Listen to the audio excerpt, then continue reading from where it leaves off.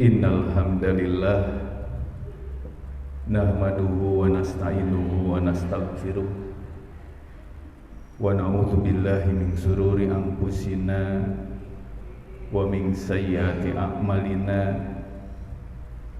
may yahdihillahu fala mudhillalah wa may yudlil fala hadiyalah. Asyhadu an la ilaha illallah wa asyhadu anna Muhammadan abduhu wa rasuluh.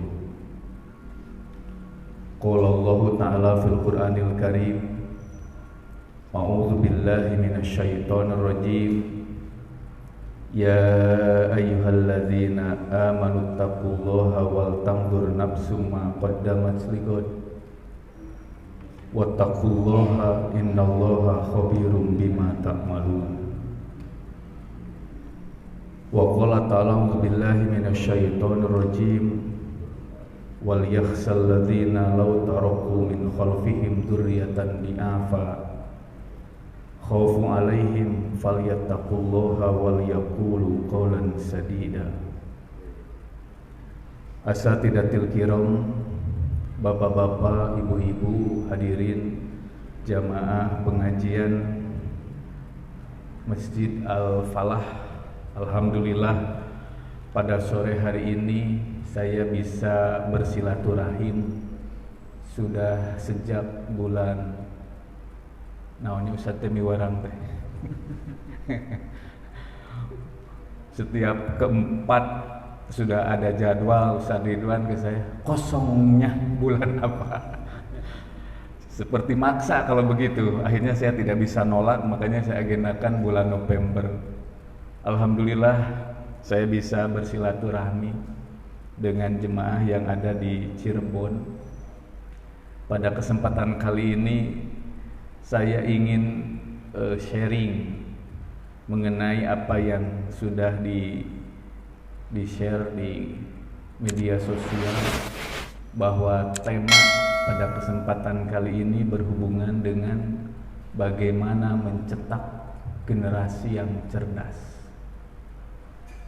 Sebelum membahas tentang bagaimana membahas generasi yang cerdas, saya ingin menjelaskan bahwa ternyata para ilmuwan ahli neurologi, ahli saraf otak itu menyebutkan bahwa manusia itu memiliki 3 kecerdasan. Ada kecerdasan IQ, EQ dan SQ. Itu berawal dari penemuan seorang ilmuwan yang bernama Roger Sperry tahun 1982. Beliau sampai mendapatkan hadiah Nobel karena memang otak manusia itu diciptakan oleh Allah sama, hanya tergantung kepada siapa yang mendidiknya. Saya cari di dalam Al-Quran, bahasa otak itu Allah menyampaikan tidak secara langsung, tapi Allah menyampaikannya, wallahu akhrajakum mim butuni ummahatikum la ta'lamuna syai'a. Dan Allah telah mengeluarkan kita dari perut ibu kita. Itu kata Allah, la ta'lamuna syai'a, tidak tahu apa-apa. Jadi Bapak Ibu, semua bayi yang lahir ke dunia itu dalam kondisi bodoh. Walaupun kelak dia menjadi seorang pemimpin, punya gelar profesor, doktor, ketika lahir semuanya sama. La ta'lamuna syai'a. Makanya Bapak Ibu, anak ketika lahir ke dunia, itu ketika pertama kali bisa berbicara, bisa ngomong, itu pasti bakal banyak nanya. Ini apa? Ya. Mah ini apa? Bapak ini apa? Abah ini apa? Itu anak terus. Kenapa? Karena ketika lahir semua manusia tidak tahu apa-apa.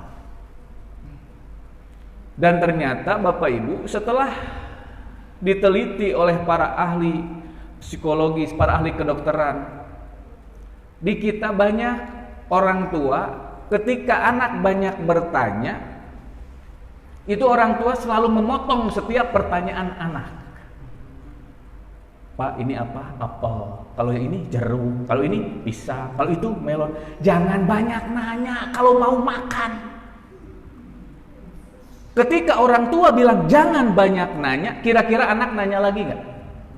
Enggak. Dan itu langsung terekam di dalam otak. Nah, otak itu di dalam bahasa Al-Quran, ketika kita lahir dalam kondisi la ta'lamuna syai'a, tidak tahu apa-apa, wa ja'ala lakumus sam'a. Dan Allah menciptakan, memberikan bekal kepada kita itu as-sam'a, pendengaran, wal absor, dan penglihatan, wal afidah, dan hati. Nah, itu kan sudah jelas. Jadi 3 inilah alat yang bisa menyimpan data ke dalam otak. Makanya otak itu berasal dari apa yang kita dengar, apa yang kita lihat, dan apa yang kita rasakan. Seperti Bapak Ibu di Tasik ini mah, ada ungkapan orang tua kepada anak-anak, jangan hujan-hujanan, nanti kamu sakit. Di Cirebon ada nggak? Bapak Ibu pernah bilang gitu sama anaknya? Itu kerekam di otak. Maka yang terjadi, anak kita setiap beres hujan-hujanan pulang ke rumah sakit. Karena apa? Karena sudah didengar oleh anak dari orang tua, jangan hujan-hujanan nak, nanti kamu sakit. Saya di rumah Pak, karena saya setelah membaca buku-buku dan sumber-sumber, bahkan di internet sudah banyak, di Eropa itu ternyata hujan menyebabkan sehat. Orang yang vertigo, sakit kepala, terus darah tinggi, disuruh hujan-hujanan, mereka menjadi sembuh. Karena kata dokter, kalau mau sembuh hujan-hujanan itu menyebabkan sakit kepala pun hilang. Bahkan yang punya jerawatan disuruh tengadah, supaya ternyata itu terapi untuk wajah yang paling baik adalah air hujan, kata. Itu bahkan mereka meneliti dengan hujan, orang yang punya penyakit gatal-gatal, buduk, itu dengan hujan-hujanan bisa sembuh. Itu penelitian mereka. Bapak Ibu, mereka meneliti ketika saya, di Eropa sudah diteliti air hujan itu menyebabkan manusia sehat. Kenapa di Indonesia jadi pada sakit? Bapak Ibu, saya perhatikan ketika di Indonesia orang lagi naik motor, tiba-tiba menu datang hujan, itu langsung ngebut. Kenapa? Terekam. Awas hujan, sakit. Nah, ketika ucapan tersebut nempel di otak kita, itu yang akan terjadi. Padahal Bapak Ibu, ternyata saya baca di dalam Al-Quran, apa yang diteliti oleh orang-orang Eropa, air hujan membuat sehat, itu sudah ada di dalam Al-Quran, surat Al-Anfal ayat 11. Bapak Ibu bisa dibuka surat Al-Anfal, kalau nggak salah ayat 11. Wa yunazzilu alaikum di tengahnya itu, wa yunazzilu alaikum minas sama'i ma'an. Dan kami telah menurunkan air hujan dari langit. Itu fungsinya di dalam Al-Quran surat Al-Anfal, liyutahhirakum bihi. Kami menurunkan air hujan dari langit kepada manusia untuk kalian ini, fungsinya adalah liyutahhirakum, untuk membersihkan, mensucikan, menyehatkan kalian. Jadi di dalam Al-Quran sudah jelas, Al-Quran menjelaskan kepada kita umat Islam, air hujan itu fungsinya untuk agar manusia bersih, sehat. Makanya Bapak Ibu, sebenarnya sampai saat ini tidak ada sekolah bagaimana cara menjadi orang tua. Rata-rata orang tua mendidik anaknya seperti orang tuanya mendidik dirinya. Makanya dulu orang tuanya bilang, jangan hujan-hujanan nak, nanti kamu sakit. Kita menikah punya anak, diteruskan. Seperti benar, dah benar Ustadz, anak saya setiap beres hujan, iya karena itu sudah terekam. Sama juga di Tasik ada orang, jangan makan daging kambing nanti. Nah, kata siapa itu? Kadang-kadang dokter yang bilang. Makanya di kita banyak yang makan daging kambing langsung riut. Aduh, tensi naik. Kenapa? Karena sudah terekam. Jadi Bapak Ibu, hal yang positif dalam Al-Quran, air hujan itu positif, membuat kalian sehat. Tapi kenapa di kita orang gara-gara hujan jadi sakit? Ternyata apa yang diucapkan kalau sudah terekam itu yang akan terjadi. Makanya luar biasa, seorang ahli fisika dari Amerika Di dalam ilmu fisika, Bapak Ibu pernah belajar fisika kan? Pernah tuh Pak? Dalam ilmu fisika ada sebuah rumus yang disebut dengan law of the attraction, gaya tarik. Biasanya contohnya magnet. Di Cirebon apa namanya magnet? Persani. Magnet itu ternyata menurut ahli fisikawan dari Amerika, dia menyebutkan ternyata kita manusia itu adalah magnet. Dengan apa? Lewat pikiran.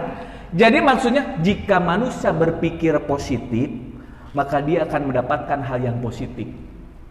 Jika dia berpikiran negatif, maka dia akan mendapatkan hal yang negatif. Contoh, aduh sakit tenggorokan, kayaknya saya mau batuk pilek. Jadi batuk pileknya. Karena dalam pikirannya negatif. Hal tersebut sudah ada di dalam hadis qudsi. Allah berfirman ya, lewat Rasulullah SAW, bahwa Allah menyebutkan ana inda dzanni abdi bi. Kata Allah, aku ini ada dalam prasangka hambaku kepadaku.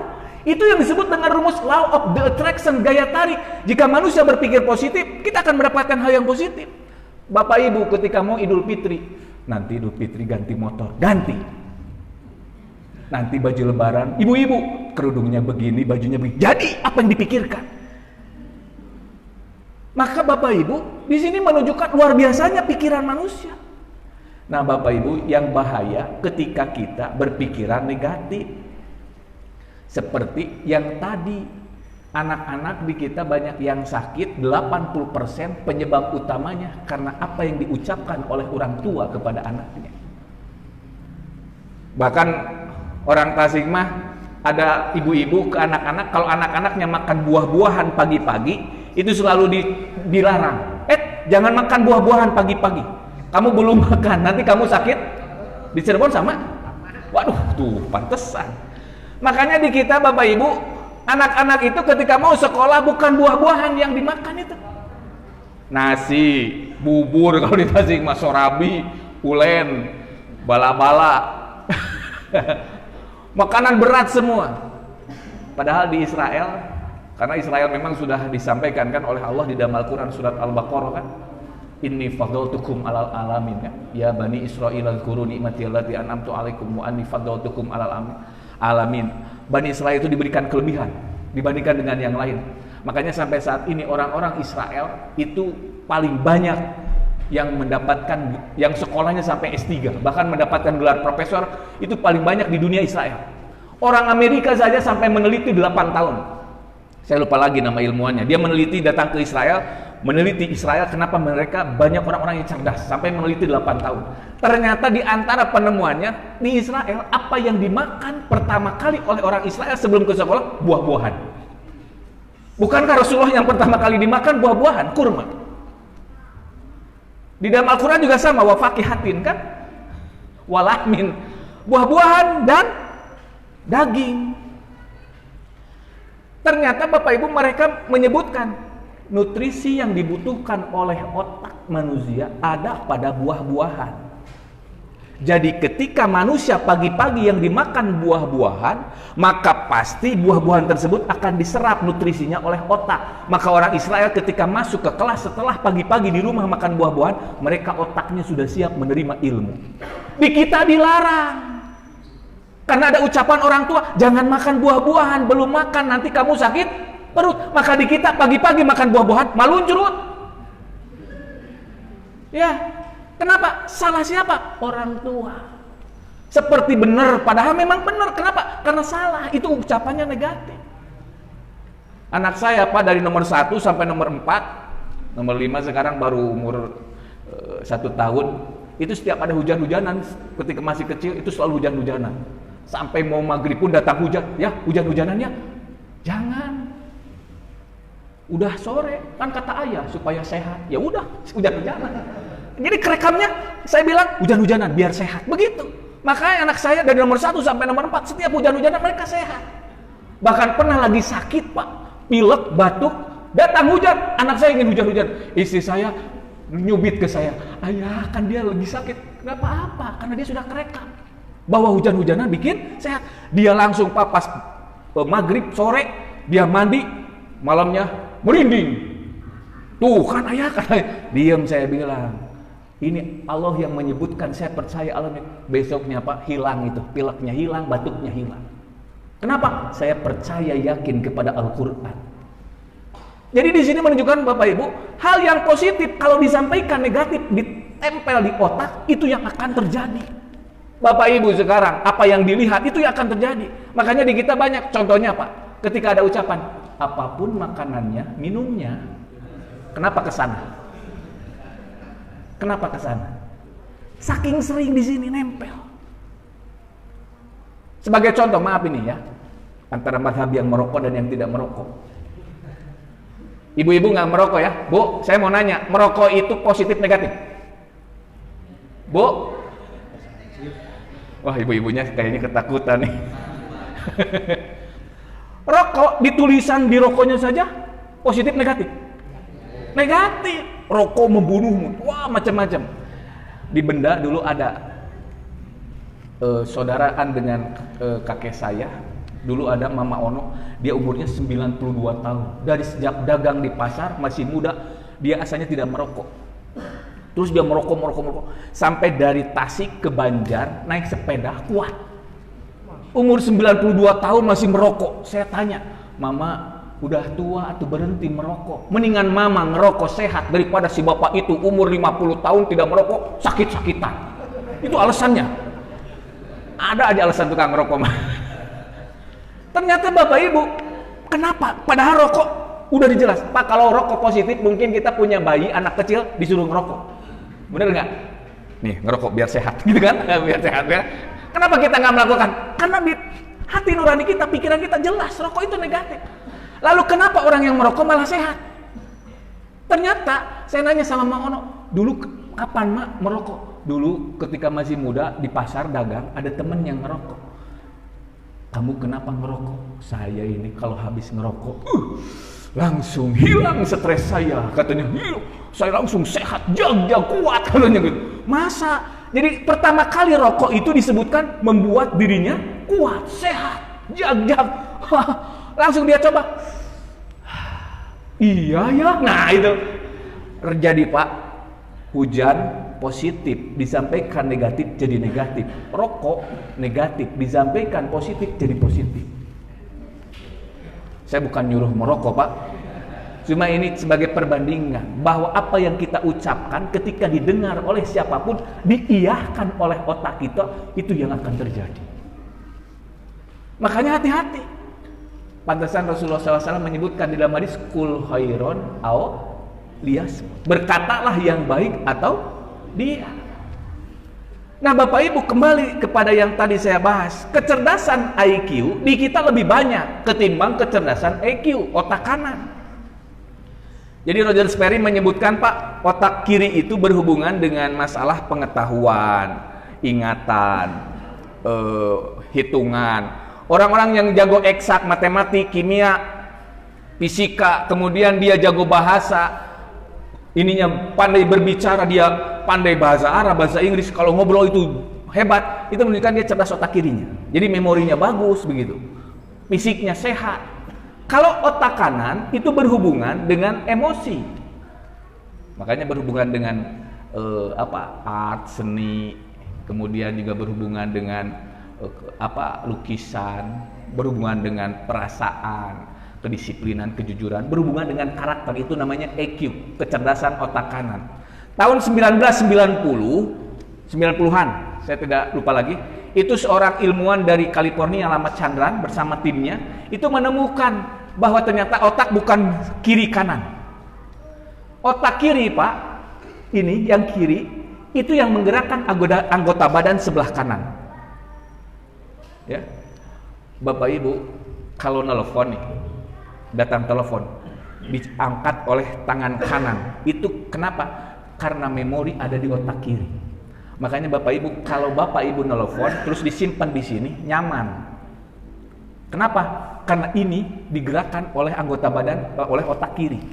Bapak Ibu, ketika ada yang nelfonnya lama, dipindahin ke sini, biasanya langsung, halo, kumaha? Ya, gimana? Halo?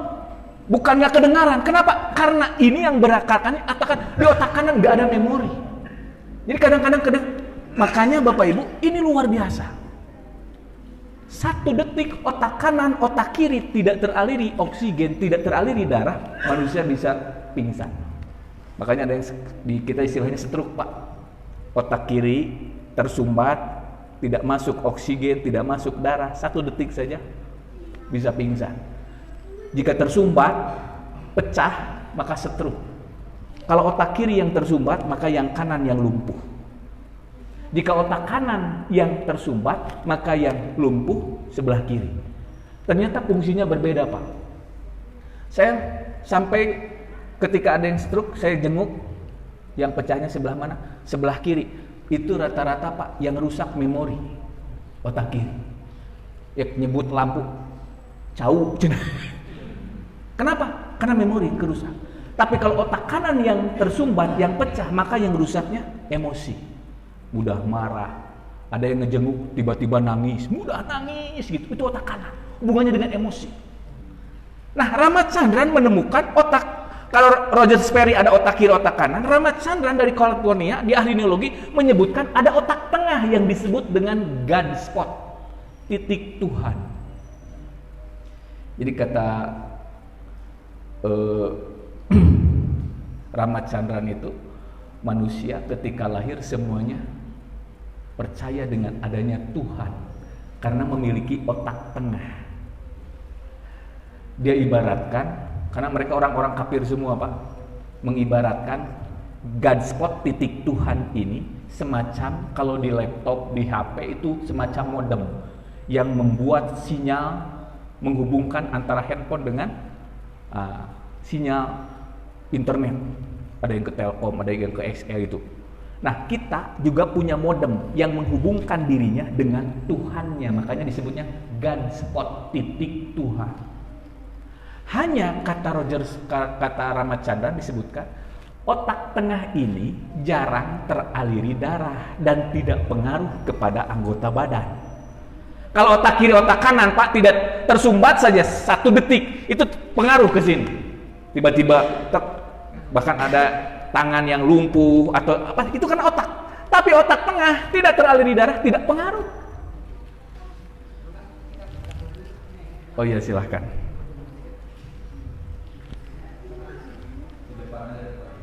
Langsung ke depan, geser.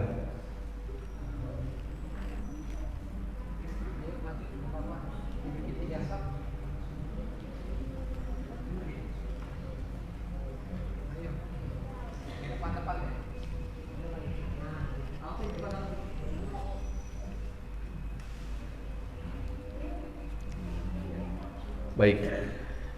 Nah, Bapak Ibu, kalau otak tengah tidak teraliri darah, tidak pengaruh ke badan. Tapi menurut mereka disebutkan jika otak tengah tidak teraliri darah, oksigen, maka pengaruhnya otak tersebut lama-kelamaan akan menjadi kering. Dan itu yang menyebabkan manusia hilang sinyalnya dengan Tuhannya. Sehingga itulah yang menyebabkan manusia menjadi seorang ateis.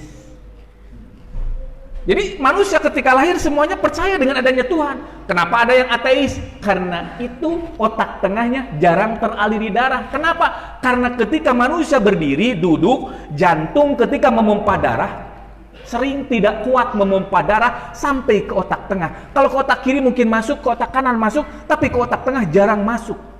Kecuali seorang ahli neurologi dari California yang bernama Dr. Fidelma. Dr. Fidelma dia menyebutkan otak tengah ini cukup 2-4 detik teraliri darah, maka sinyalnya akan terus nyambung kepada Allah, kepada Tuhannya. Jadi Dr. Fidelma ini beragama Kristen dari Amerika. Dia ahli neurologi, ahli saraf otak. Dan kata Dr. Fidelma, otak tengah ini akan mudah teraliri darah ketika manusia sedang sujud.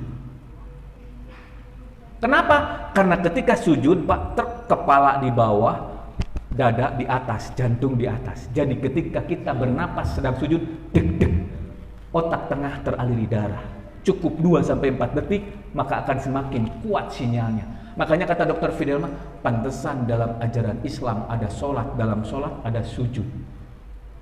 Sehingga umat Islam beres sholat, assalamualaikum, assalamualaikum, dia masih terus ingat kepada Allah. Makanya Dr. Fidelma masuk Islam gara-gara meneliti otak. Kita umat Islam sekarang sholat, Allah. Mau teraliri darah bagaimana? Makanya beres sholat, assalamualaikum. Kadang-kadang sholat saja tidak ingat kepada Allah. Ketika sholat yang ingat, ini dagang, ini pasar, ini kerjaan, dunia terus. Makanya Dr. Fidelma setelah aku masuk Islam, kemudian aku sholat, setiap aku sujud, kata Dr. Fidelma, aku selalu mengikuti apa yang disampaikan oleh Rasulullah SAW. Apa kata Rasulullah? Aqrabu ma yakunul abdi inda rabbih. Paling dekat seorang hamba dengan Tuhannya indas sajid adalah ketika sedang sujud. Apa kata Rasulullah? Fa'aksirud du'a. Jadi kalau bapak ibu, kata Rasulullah, sedang sujud, perbanyaklah berdoa. Bapak ibu, kalau kita sujud, doanya diperbanyak, berarti sujudnya sebentar atau lama? Lama. Maka kata Dr. Fidelma, aku memperbanyak sujud. Kenapa? Karena itulah paling dekat kita dengan Tuhan. Rasulullah tidak membahas tentang saraf otak tengah, tidak. Tapi membahas tadi hadis bahwa manusia paling dekat dengan Allah ketika sedang sujud. Dr. Fidelma menyebutkan saraf otak mudah teraliri darah ketika sedang sujud. Dan itu yang menyebabkan sinyal dengan Tuhannya semakin kuat. Bapak Ibu, kalau kita sujud berdoa lama, itu menunjukkan kita butuh kepada Allah, ingat kepada Allah. Kenapa kita sujud tergesa-gesa? Berarti dia tidak butuh kepada Allah, atau mungkin dia tidak ingat kepada Allah. Makanya Bapak Ibu, ini tentang masalah kecerdasan otak tengah sudah ada di dalam Islam. Nah Bapak Ibu, berhubung dengan apa yang tadi saya sampaikan tentang hubungannya, tentang kecerdasan, bagaimana kita mencetak generasi-generasi umat Islam yang cerdas. Di dalam Al-Quran surat Al-Hasr ya, itu disampaikan ayat kedua, ketiga itu. Di ujung ayat tersebut disebutkan Allah berfirman, fa'tabiru ya ulil absor. Fa'tabiru, iktibar itu mengambil pelajaran. Maka ambillah pelajaran ya ulil absor. Absor, orang yang memiliki pandangan luas, berarti orang-orang yang cerdas. Itu berhubungan dengan waktu itu Rasulullah bisa menguasai Madinah karena bisa menguasai dan bisa mengusir orang-orang Yahudi dari Madinah. Kenapa? Karena kata Allah, fa'tabiru ya ulil absor. Umat Islam itu orang-orang yang cerdas. Saya ngeri Pak, ketika ngajar nanya sama anak-anak yang belajar, umat Islam ketika ditanya, Jam, tahu nggak siapa manusia yang paling cerdas di dunia? Itu rata-rata menjawab Albert Einstein. Saya ngusap dada. Berarti di kita sudah banyak anak-anak itu pikirannya sudah dicuci bahwa orang cerdas Albert Einstein, orang Eropa, orang Barat. Makanya Bapak Ibu, seorang ulama besar yang bernama Ibnu Jauzi ya. Dia meninggal tahun 597 Hijriah, Ibnu Jauzi. Ketika meninggal Ibnu Jauzi, dia meninggalkan lebih dari 400 kitab. Saya waktu ke Indonesia itu nyesel. Nyeselnya nggak keburu ngebeli semua kitab-kitab Ibnu Jauzi karena saya dulu di Al-Azhar ngambil jurusan hadis. Jadi saya fokusnya itu ngumpulin kitab-kitab yang berhubungan dengan hadis karena kitab yang paling banyak itu yang berhubungan dengan pelajaran hadis. Jadi hadis itu paling banyak.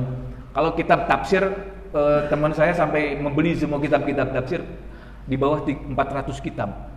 Maksudnya 400 judul, jadi mulai tafsir Ibnu Katsir yang kita kenal gitu, tafsir Al-Munir yang baru dan sebagainya, itu sekitar 350 sekian tafsir.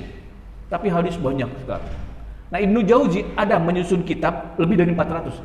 Ibnu Jauzi menyusun sebuah kitab, ada judulnya berhubungan dengan kecerdasan. Dia membuat buku atau kitab yang sangat luar biasa. Karena ulama dulu itu Bapak Ibu kalau menyusun buku, kitab, itu karena mereka dari hati yang ikhlas. Mencari keridhaan Allah gitu. Beda dengan sekarang menyusun buku itu bagaimana supaya tebal, supaya harganya mahal. Kalau dulu bukan, bagaimana supaya ini bisa menjadi ilmu yang tafiu bihi. Dulu kitab Imam Malik bin Anas, madhab yang kedua setelah Imam Abu Hanifah. Dari 4 madhab maksudnya gitu ya. Yang pertama Abu Hanifah, yang kedua Imam Malik. Imam Malik bin Anas ketika menyusun kitab Al-Muwatta, ada sekitar 5.000 hadis. 5.000 hadis. Bapak Ibu sudah hafal berapa hadis ya? Halo? Pak? Belum? Imam Asy-Syafi'i umur 10 tahun sudah hafal kitab Al-Muwatta. Umur 7 tahun sudah hafal 30 juz Al-Quran. Luar biasa para ulama zaman dulu. Imam Malik bin Anas menyusun kitab Al-Muwatta, itu 5.000 hadis. Ulama pada zaman Imam Malik, itu ulama-ulama pada waktu itu, banyak juga yang menyusun kitab. Isinya mungkin berbeda dengan kitab Al-Muwatta. Al-Muwatta itu kan sudah disepakati oleh para ulama ini sahih benar. Imam Malik menyusun kitab Al-Muwatta, ulama pada zaman itu menyusun lagi kitab Al-Muwatta, namanya Al-Muwatta. Sama apa judulnya Al-Muwatta? Murid-muridnya Imam Malik yang menyusun kitab Al-Muwatta yang pertama kali mengeluh gitu, menanyakan, "Syekh, gimana ini? Kitab Syekh banyak yang niru gitu dibuat. Di sana ulama itu bikin lagi kitab Al-Muwatta, ini kitab Al-Muwatta." Ada yang menyebutkan ratusan kitab Al-Muwatta pada zaman dulu. Jawaban Imam Malik, penyusun kitab Al-Muwatta yang sampai saat ini ada, dia menyebutkan, "Makana lillahi fahuwal baqi." Apa-apa yang ditulis dilakukan lillah karena Allah, fahuwal baqi, itu yang akan tersisa. Sampai saat ini Pak, kita hidup, Al-Muwatta yang ada cuma satu yang disusun oleh Imam Malik. Jadi di sini menunjukkan ulama dulu banyak menyusun kitab kalau karena Allah, sampai saat sekarang ada gitu. Nah, Imam Ibnu Jauzi Pak menyusun kitab lebih dari 400 kitab. Teman saya ada orang Kerawang tuh, Dr. Badrul, dia membeli pasanya kitab-kitab tafsir semuanya, setelah terbeli semuanya karena dia mungkin orang tuanya punya gitu. Jadi setiap dikirim duit beli kitab. Sampai Ibnu Jauzi pun dibeli semuanya.